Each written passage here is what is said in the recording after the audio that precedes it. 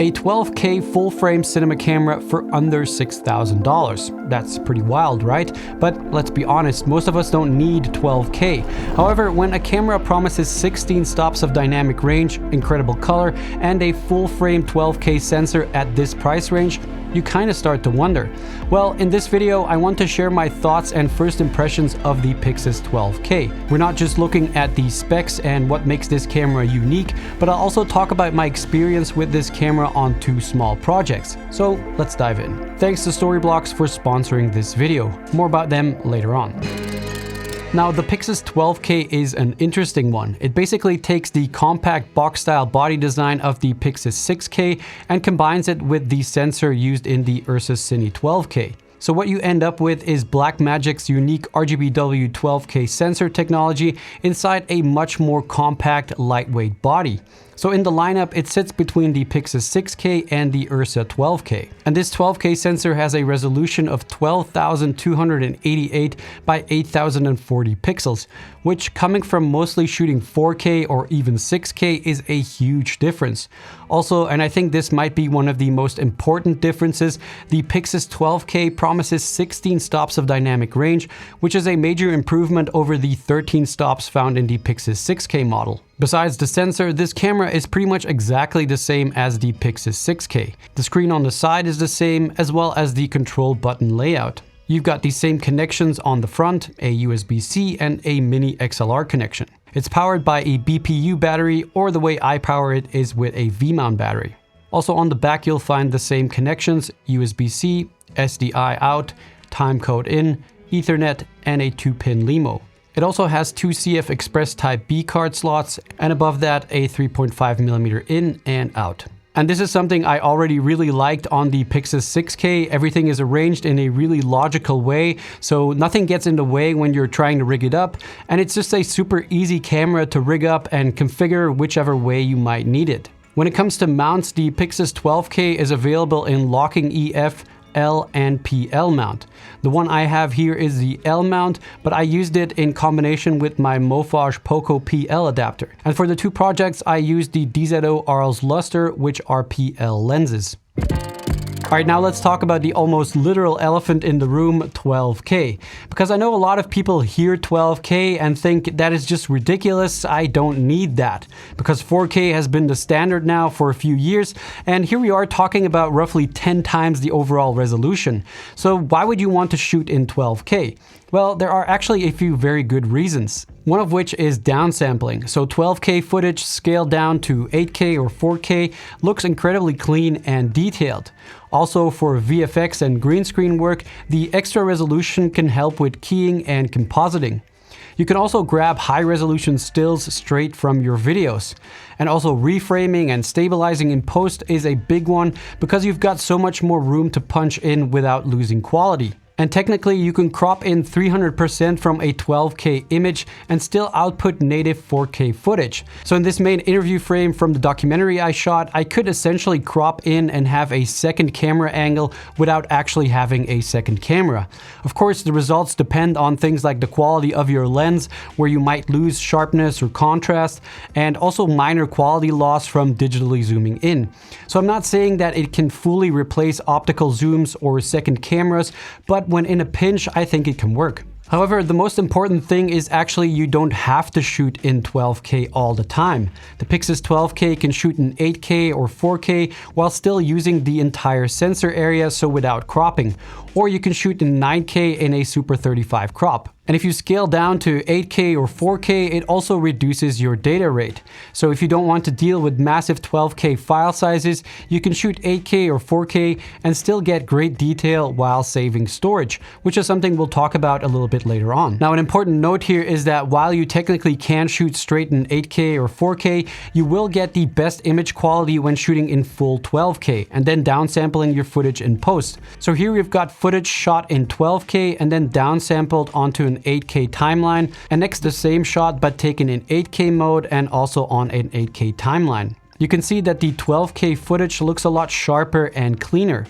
And if we take that same 12K footage and put it on a 4K timeline and then compare that to the same shot taken in 4K mode, the difference is less dramatic but still noticeable. Now, besides the sharpness and the resolution, one of the biggest advantages of the PYXIS 12K is its dynamic range. Like I mentioned before, the PYXIS 12K is rated at 16 stops of dynamic range. However, also here there is a slight difference depending on which mode you're in. So when looking at the PYXIS manual, it has separate charts for the 12K and 9K modes versus the 8K and 4K modes. And the reason for that is when you switch down to 8K or 4K, the camera changes how it reads data from the sensor. So it's still using the full sensor area, but uses a different readout method, and that shifts how the camera distributes its dynamic range between highlights and shadows. So at ISO 800 in full 12K mode, you get roughly 6.7 stops above middle gray, so in the highlights, and about 9.3 stops below in the shadows. That gives you a really balanced image with lots of depth, especially in the darker areas.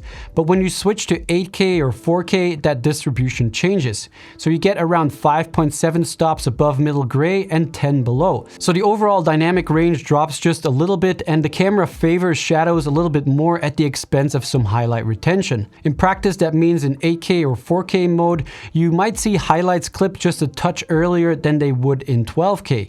The shadows though remain clean and detailed, and that's where most of the PYXIS 12K's extra dynamic range really lives. However, when you switch over to ISO 1600 in 8K or 4K mode, you get a more similar range like in 12K ISO 800. And you can see here then the highlights aren't clipping as much, so it's just something to be aware of. Now overall, the 12K image just looks a bit richer, smoother and cleaner, especially when you expose correctly. So again, if you want the absolute best out of this sensor, both in terms of resolution and dynamic range, shooting in 12K and downsampling later is the way to go. That said, if your workflow or storage can't handle 12K files all the time, 8K or 4K still gives you fantastic results, just with a little bit less flexibility in post. So all the charts and numbers are great, but what really matters is how the camera performs out in the real world.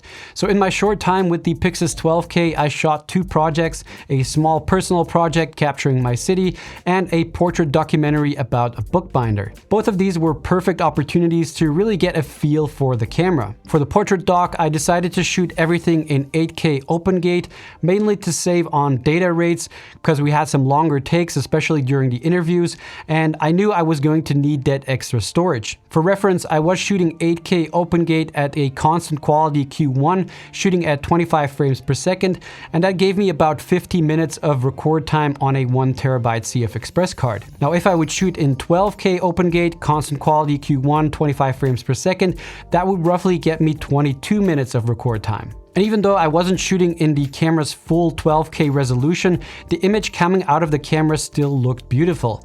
I wouldn't think twice about shooting in 8K mode with the PYXIS 12K. You're really getting amazing results even when you're technically not using the camera to its full potential. The depth, the richness, and the colors are all still there. Now, this documentary shoot was a relatively controlled environment, meaning I had almost full control over the lighting. The only thing we couldn't control was the window that was visible in the shot, which we used as the motivation for our key light, as well as a few additional shots we had in different rooms where we weren't able to set up any lights. And speaking of the image, the Blackmagic Color Science is doing a lot of the heavy lifting here.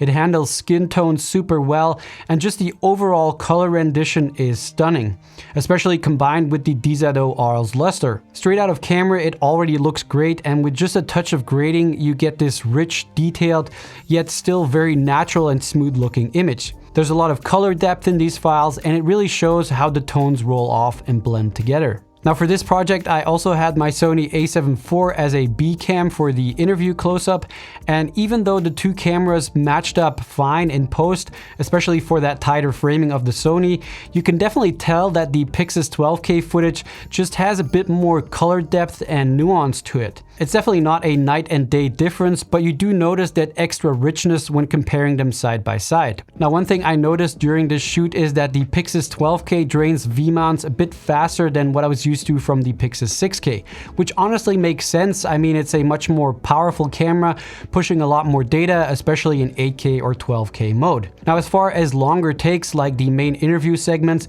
the camera performed without any issues, so no overheating or anything like that. Of course, it is fall here, so we weren't shooting in any kind of extreme heat, so I can only speak from experience in normal temperature conditions. For the city project, I decided to shoot everything in 12K open gate, mainly because I wanted to see what kind of detail and color this sensor could really capture at its full potential. And the level of sharpness and depth in the images is honestly stunning. You can crop in so much and still have tons of resolution left. But what stood out to me most wasn't just the resolution though. It was how organic it still looked. So the textures in the buildings, the subtle gradients in the sky, it didn't feel overly digital or clinical, which can sometimes happen with ultra high resolution cameras. Obviously, Blackmagic's color science again really holds everything together beautifully. It's got that slightly filmic tonality and soft roll-off that I personally love. Even when I was out shooting these frames, I kept looking at my monitor and thinking, holy heck, this looks so good. Straight out of camera with just a preview LUT on there. Now the Arles Lustre definitely also helped creating the look on these shots, but anyone who's ever shot Blackmagic will know that there's just something about Blackmagic colors. Now, a good amount of shots in this city project were actually filmed in pretty dark situations, which gave me a really good chance to see how the PYXIS 12K handles low light.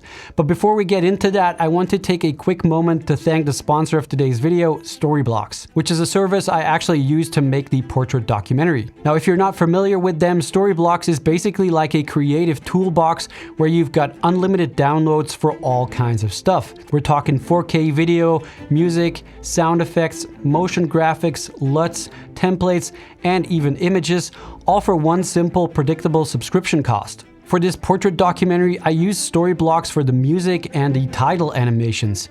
You can find templates for Premiere, Final Cut, and DaVinci Resolve. But what I love most is that they also have a huge library of authentic stock footage, which is super helpful when you're making this type of documentary work. Because for these kinds of projects, you can't always film everything your subject is talking about.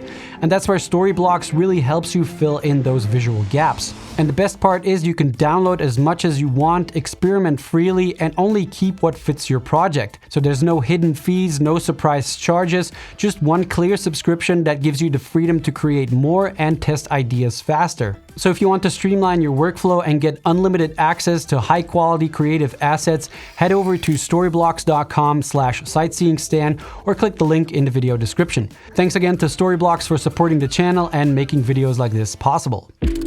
Alright, now let's talk about low light performance and ISO. So the PYXIS 12K has a single gain sensor with a native ISO range of 200 to 3200 and a native base ISO of 800. Now by today's standards, that is a bit limited compared to some mirrorless cameras, but for a cinema style camera like this, it's perfectly reasonable. And even though this camera is by no means a low light monster like an FX3 or an A7S III, when looking at some of the low light footage from my city project, I would say that it performed really well.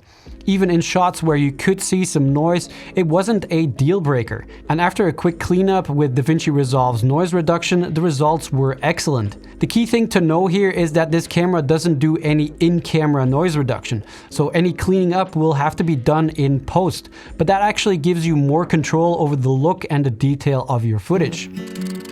Now, we already came to the conclusion before that you'll be getting the best image out of this camera when shooting in full 12K. There is, however, a good reason to consider lower resolutions, and that is the sensor readout speed. So if you care about rolling shutter, this is for you. So in 3x2 open gate 12K, you're looking at roughly 24 milliseconds, which is not unusable by any means, but it's something to be aware of, especially if you shoot fast pans or handheld movement. However, when you drop down to 8K or 4K, you actually get faster readout speeds because the camera is processing less data. At 8K 3x2 open gate, it drops down to 13.5 milliseconds, which is really solid. And if you crop into 16:9 or 17:9, it gets even faster. So if you want the highest possible image quality, you're best shooting in the full 12K mode and then deal with the slower readout. But if you know you're going to be doing fast pans or you really can't stand any kind of rolling shutter, just set it to 8K or 4K and you're good. Next up, let's talk about accessories. So similarly to the PYXIS 6K, you can use Blackmagic's EVF or the PYXIS monitor. The EVF connects over USB-C, and this lets you have a traditional cinema style viewfinder. Now, I've primarily been using the monitor, which I think is a fantastic companion for this camera. It connects via USB-C and gets both power and video feed over a single cable, which really helps keep your rig clean. You've got all your camera info and camera control on this screen, which makes for a very pleasant shooting experience. Now, I personally wouldn't mind a slightly larger screen though, like a 7-inch instead of this 5-inch. Another thing that's cool on the PYXIS 12K is that the built-in screen UI now rotates for vertical or portrait shooting. And also the external monitor rotates when you turn the camera. In the menu, you can choose whether you want it to rotate automatically or lock it in a fixed orientation. Another thing that is different on the PYXIS 12K compared to the 6K is that you can now run both the EVF and the external monitor at the same time. So now the back USB-C also supports image transmitting. Plus you still have that SDI out for sending your signal to a wireless transmitter, for example.